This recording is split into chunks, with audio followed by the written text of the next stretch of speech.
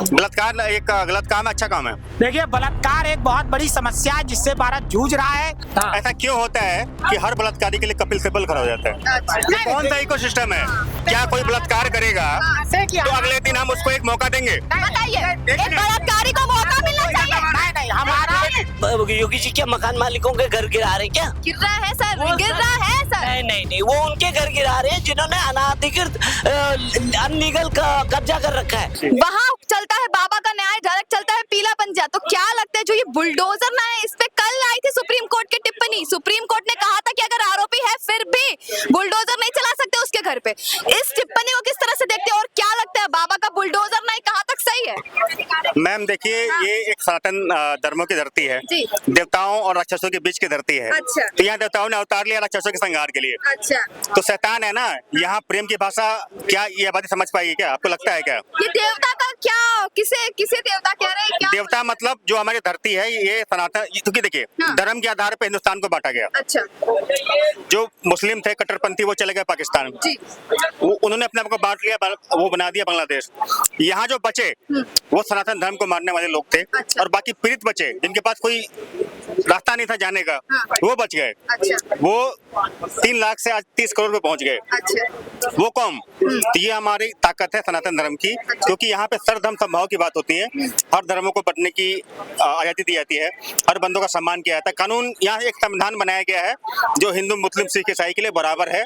लेकिन जहाँ बात होगी अन्याय की, वहाँ योगी बाबा का बुलडोजर जायज है, ये मैं कहता हूँ। लेकिन एक बात बताइए, किसी ने कोई अन्याय किया, उसका घर गिरा दिया, उसमें माँ बाप है, उसके घर वाले हैं, वो तो मासूम है ना, उनकी क्या गलती? अगर आपका कोई बेटा है, कल उसने कुछ गलती कर दी, आपका घर गिर गया, आपकी क्या गलती? आपने तो अपने परवरिश में कोई कमी नहीं की होगी, आपने अपने बच्चे को अच्छा परवरिश दिया होगा, अच्छे गुण संस्कार दिए होंगे। लेकिन कल को कहीं वो ऐसा क्राइम अटेम्प्ट करता है, लेकिन आप भी सफर करेंगे, आपकी फैमिली भी सफर करेगी। इंदिरा गांधी के एक बॉडीगार्ड ने ना उनके ऊपर गोलियां चलाई थी। गोल्डन टेम्पल के अंदर घुस के ना पूरे समुदाय को टारगेट कर दिया गया था और दिल्ली के अंदर दंगे हो गए थे। क्या यहाँ वीआईपी कल्चर चल रहा है क्या? या आम आदमी की बातें उठाई जा रही हैं? ये कैसा कल्चर है? योगी बाबा दोषियों के ऊपर कार्रवाई करें तब दिक्कत, और आपने गोल्डन टेम्पल के अंदर पूरी आर्मी घुसा दी तब सही।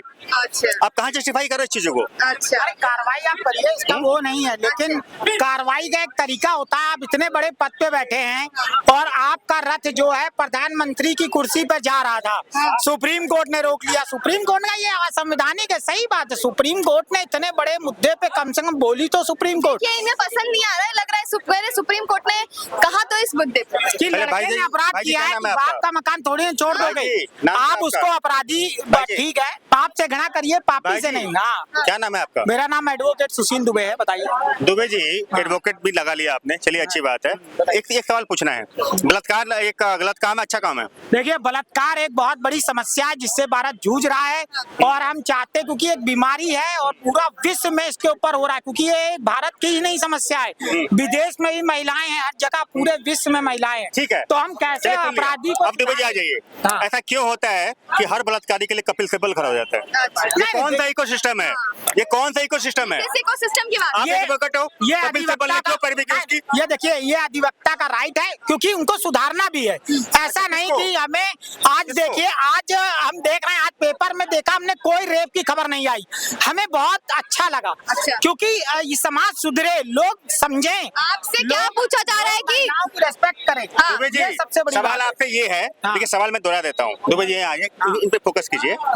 इनसे ये पूछिए, कपिल सिब्बल एक बलात्कारी के पक्ष में खड़े होते हैं। ये कौन सा इकोसिस्टम है जो हर बलात्कारी को, हर दंगाई को कपिल सिब्बल ऐसा वकील मिल जाता है और हर राष्ट्रवादी जेल में जाके सजा काट के आता है? बिल्कुल। देखिए, मैं अभी क्योंकि हम लोग तो, मैं तो देखिए, मैं देख भी रहा हूँ कि कब कौन व्यक्ति रावण बन जाए, कब कौन व्यक्ति राम बन जाए, नहीं पता, अंदर नहीं पता। लेकिन हमें उसको रावण से राम बनाना होगा, क्योंकि राम में ही रावण के अंश थे। जब राम रावण को मार रहे थे तो देख रहे थे उसमें राम दिख रहे थे। अच्छा। तो ये हमारे सवाल अगला मैं दोहराता हूँ, इतिहास को लेकर दोहराता हूँ। जो हमें अपराधी से घृणा नहीं करनी है, अपराधी को सुधारना। अपराधी से, लेकिन जो अपराधी बलात्कारी है, क्या उसे भी आप सर पे चढ़ाएंगे? अपने राष्ट्र की आवाज उठाने के लिए हाँ। भगत सिंह को फांसी दी जाती है जी। और वही बलात्कारी को वकील दिया जा रहा है, बताइए। ये क्या होता है? देखिए उस समय हम भी विरोध करते हैं। आज भी भाजपा सरकार से हम कहते हैं कि भगत सिंह को जो आपने आतंकवादी का जो टैग था वो आज भी नहीं हटाया। देखिए ये क्या बात कर रहे हैं? अंग्रेजों ने जो दिया था वो भारत सरकार अभी भी नहीं कर पाई। उस समय के सबसे बड़े वकील कौन थे? नेहरू परिवार के थे, गांधी जी खुद वकील थे, उन्होंने क्यों नहीं आवाज उठाई? बिल्कुल, क्यों नहीं आवाज? नहीं, गांधी जी ने अपने उसमें कहा था, लेकिन अंग्रेजों ने देखिए, क्योंकि हम चाहते हैं कि अभी भी अंग्रेजों का कानून चल रहा है, अभी भी हम देख रहे हैं। आप तिहाड़ जेल चले जाइए, मैं गया भी था एक बार सर्वे में, मैंने देखा वहाँ गरीब आदमी फंसा हुआ जिसके बाद 10,000 नहीं है। वो कौन सा दौर था जब उससे गांधी जी मिलने लोग नहीं आ रहे हैं, उसके घर के वीआईपी गाड़ियों में घुमा करते थे जी, जी, अंग्रेजों के शासन में। एक मिनट सर, दुबे जी वकील हैं, आपसे बड़ा वकील हूं मैं, मेरी बात सुन लीजिए पहले। जब गांधी जी वीआईपी गाड़ियों में घुमा करते थे, नेहरू जी एक गुलाब लगाया करते सेटनर वाला, उनके कपड़े धुल के आया करते थे ब्रिटेन से, ऐसा कौन सा शासन था? जब यहाँ पे जब शासन चल रहा, जब भारत गुलाम था, मैं तब की बातें कर रहा हूँ। और जो झूल गए उनकी कुछ चर्चा नहीं, सुभाष चंद्र बोस की कुछ चर्चा नहीं। बिल्कुल। जो आईएएस की नौकरी, आज आपके लिए आईएएस आसान है, आने के जमाने में आईएएस बनना बहुत मुश्किल काम था। उस नौकरी को ठोकर मार के एक बंदा इस भारत की आजादी के आंदोलन में कूदा। तो हमने बोला, और तत्कालिक कारण मैं बताता हूँ, इन्होंने कम पढ़ा होगा, मैंने पढ़ा है। 1947 में जब ब्रिटिश का जब लास्ट मिशन आया, उसमें आजादी का तत्काल जो कारण था ना, द्वितीय विश्व युद्ध, ये ब्रिटेन की सेना हार चुकी थी और पूरी आजादीन फौज ताकत में थी।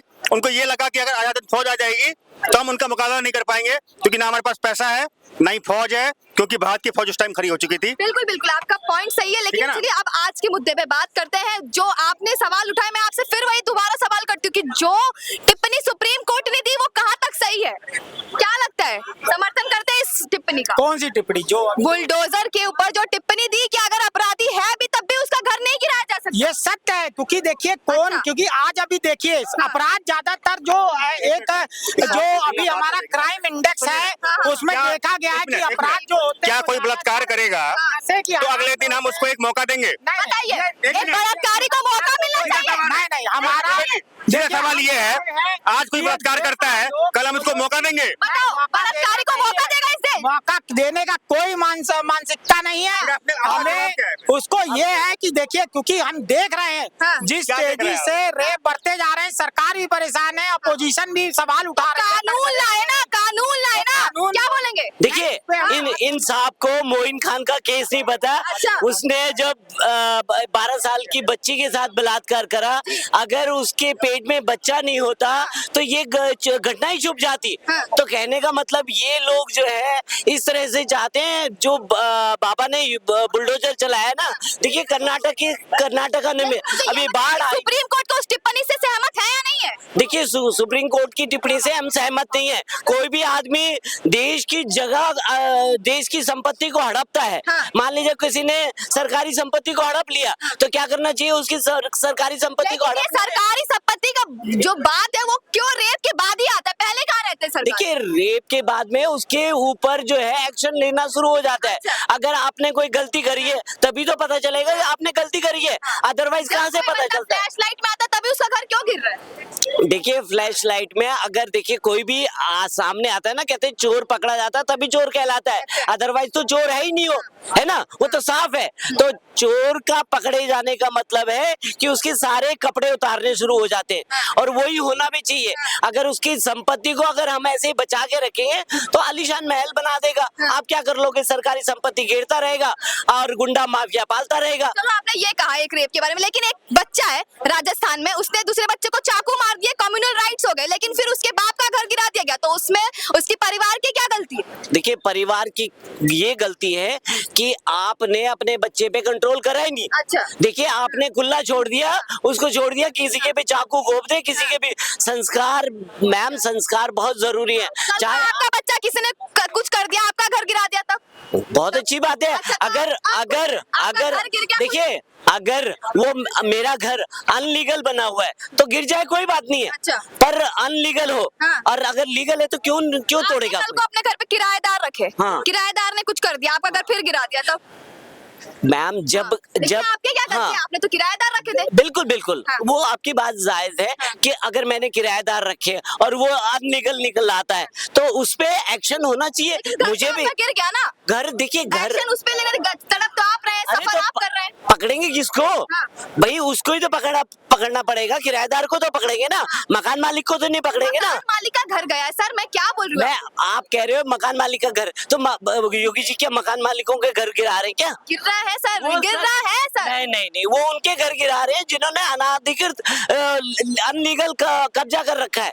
अगर कोई भी आदमी अनलीगल कब्जा करेगा तो योगी जी का बुलडोजर चलेगा मुद्दा और ये भी आ रहा है कि नोटिस भी नहीं दिया जा रहा है, डायरेक्ट घर, उनको घर खाली करने का समय भी दिया नहीं जा नहीं नहीं, ऐसी बात नहीं है। नोटिस मिले, चिपकाया जाता है उनके घर के आगे, उनको कई बार नोटिस मिले हैं और नोटिस के बाद भी वो उसको सहमति नहीं देते। जब तक आप सहमति नहीं देंगे तो आप पे एक्शन कैसे होगा? और जब आप नहीं मानेंगे, अब देखो केजरीवाल को देख लियो, कितने समन भेजे, उसके बाद भी नहीं आए, नहीं पहुंचे ना। ईडी के समन आने के बाद में भी नहीं पहुंचे, सीबीआई का समन गया तो भी नहीं पहुंचे। तो कहने का मतलब जब तक आप मतलब समन का अनादर करोगे तो आप पर लीगल एक्शन होगा ही होगा। तो देखिए, कानूनी चलना चाहिए, नहीं तो डर कैसे पैदा होगा। योगी जी ने यूपी की व्यवस्था इसीलिए सुधारी है कि उन्होंने आतंकवादी और माफिया और गुंडों के खिलाफ एक्शन लिया है, और गुंडों के खिलाफ एक्शन होना ही चाहिए। चलिए बढ़िया है, माना योगी जी ने एक्शन लिया, लेकिन फिर भी रेप का केस यूपी में आया जा रहा है। क्या ये बुलडोजर का जो ये है चल नहीं रहा है क्या? देखिए, आप ये देखिए कितनी जनसंख्या है यूपी की, 25 करोड़ जनसंख्या है, और एक देश की जनसंख्या उतनी नहीं होगी। पाकिस्तान को ले लीजिए 22 करोड़, ऑस्ट्रेलिया वगैरह लीजिए, छोटे छोटे देश है। जिससे भी बड़ा उत्तर प्रदेश है हमारा।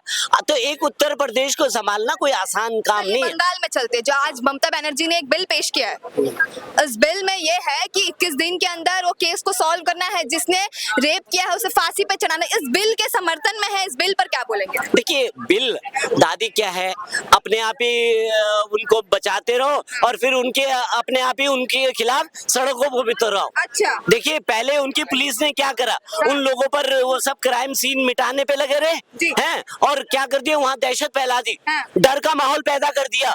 तो देखिए, ये डर का माहौल पैदा करने का मतलब कि इन्होंने क्राइम करवाया था, क्राइम सीन हुआ, उनका जो प्रिंसिपल था, जो देख रेख में सारा काम हो रहा था, बॉस, उसको पकड़ लिया गया, उसके ऊपर एक्शन हो रहा है। और ऐसे ही और जो लोग हैं उनके ऊपर भी एक्शन अब उससे बुलवाएंगे ना कि बोल भाई कि कौन कौन तेरे साथ शामिल था। तो कहने का मतलब जो भी लोग शामिल थे उनको बख्शा नहीं जाना चाहिए। बेटी हमारी एक देवी के समान होती है, हम उसकी पूजा करते हैं। मुझे एक बात और बताइए, क्या लगता है ये जो बिल पास हुआ, ये प्रेशर में पास हुआ है या कोई साजिश है, या बहुत जल्दी ये बिल पास हो गया है? क्योंकि बीजेपी सवाल उठा रही है। क्या लगता है ये बिल प्रेशर में पास हुआ है? ये बीजेपी के डर की वजह से उन्होंने कहा कि इमरजेंसी ना लग जाए, मेरा यहाँ पे राष्ट्रपति शासन ना हो जाए, तो इसलिए फटाफट एक्शन ले लो। और बिल तो पास ही होना था। बिल में अगर बोलते थे, अगर ये बीजेपी वाले, वो उन्हें भी पता था कि फटाफट करना, दादी ने तो सड़कों पे उतर रही है। तो कहने का मतलब क्या है, दादी अपने आप ही गुंडा राज करवाती है, अपने आप ही गुंडा और माफियों को पालती है, और उसके बाद में जब एक्शन होने लग जाता है तो अपने आप ही उनके सपोर्ट में आ जाती है। तो मतलब विक्टिम कार्ड खेलना है। अच्छा। दादी को जो खाली कुल मिला करके अपना विक्टिम कार्ड खेलना है।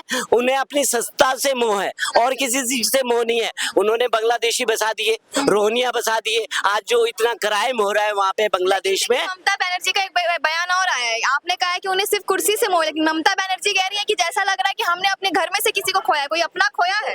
अरे अपना खोया होता तो उसी समय उनके ऊपर डंडा कर सकती थी ना। अच्छा। कि बताओ भाई, पुलिस वालों को ऊपर डंडा कर सकती थी, उनके ऊपर एक्शन क्यों नहीं लिया गया? एक्शन पुलिस वालों को बचाने की कोशिश क्यों करेगी? या वो जो उनके अध्यक्ष है, अध्यक्ष को बचाने, बोस को बचाने की कोशिश क्यों करेगी? संदीप बोस को बचाने की कोशिश क्यों करी?